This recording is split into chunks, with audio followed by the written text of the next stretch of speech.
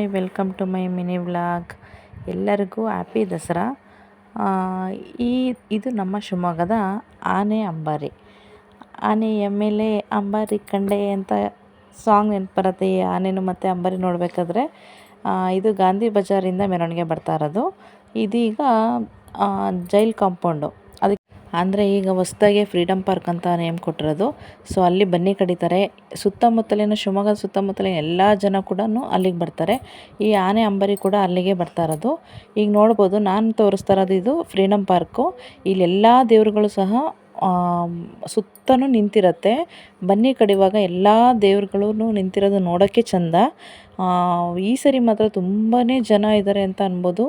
ಏನೂ ಗೊತ್ತಿಲ್ಲ, ಅಷ್ಟು ಜನ ಇದ್ದರು. ಯಾವಾಗಲೂ ಪ್ರತಿ ವರ್ಷಕ್ಕಿಂತನೂ ಈ ಸರಿ ನಮ್ಮ ಶಿವಮೊಗ್ಗದಲ್ಲಿ ಫ್ರೀಡಮ್ ಪಾರ್ಕಲ್ಲಿ ತುಂಬಾ ಜನ ಇದ್ದರು. ನಾವು ಕೂಡ ಬೇಗನೆ ಬಂದ್ವಿ. ಬಟ್ ನಾವು ಬೇಗ ಬಂದಿರೋದ್ರಿಂದ ಮುಂದೆನೇ ನಿಂತ್ಕೊಂಡ್ವಿ. ಬನ್ನಿ ಮಂಟಪದ ಪಕ್ಕದಲ್ಲೇ ನಮಗೆ ಜಾಗ ಸಿಕ್ತು.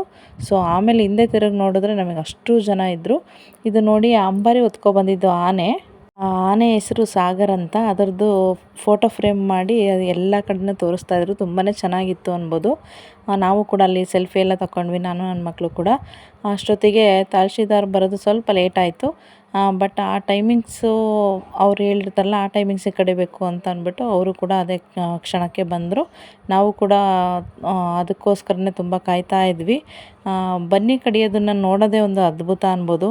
ಯಾಕಂದರೆ ಎಲ್ಲರೂ ಆ ಕ್ಷಣಕ್ಕೋಸ್ಕರ ವೆಯ್ಟ್ ಮಾಡ್ತಾಯಿದ್ರು. ತುಂಬಾ ಚೆನ್ನಾಗಿತ್ತು. ಬಟ್ ತುಂಬಾ ಜನ ಇದ್ದರು ಅಂತ ಅನ್ಬೋದು.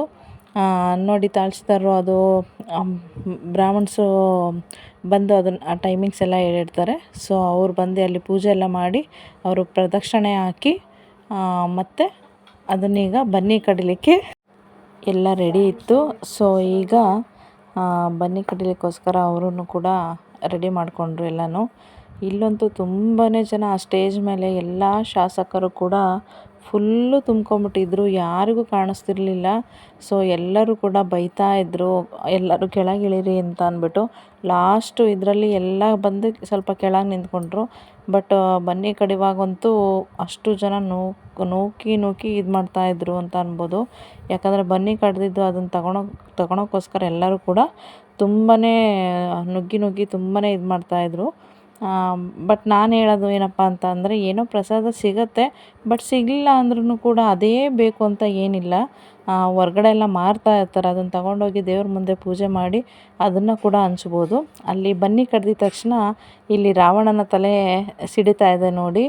ಅಲ್ಲಿ ಫುಲ್ಲು ಪಟಾಕಿ ಸೌಂಡು. ಎಲ್ಲರ ಗಮನನೂ ಬನ್ನಿ ಕಡ್ದಿದ ತಕ್ಷಣವೇ ಎಲ್ಲ ರೊಟೇಟ್ ಆದರು, ಆ ಕಡೆ ತಿರುಗಿದ್ರು ರಾವಣನ ನೋಡಲಿಕ್ಕೋಸ್ಕರ.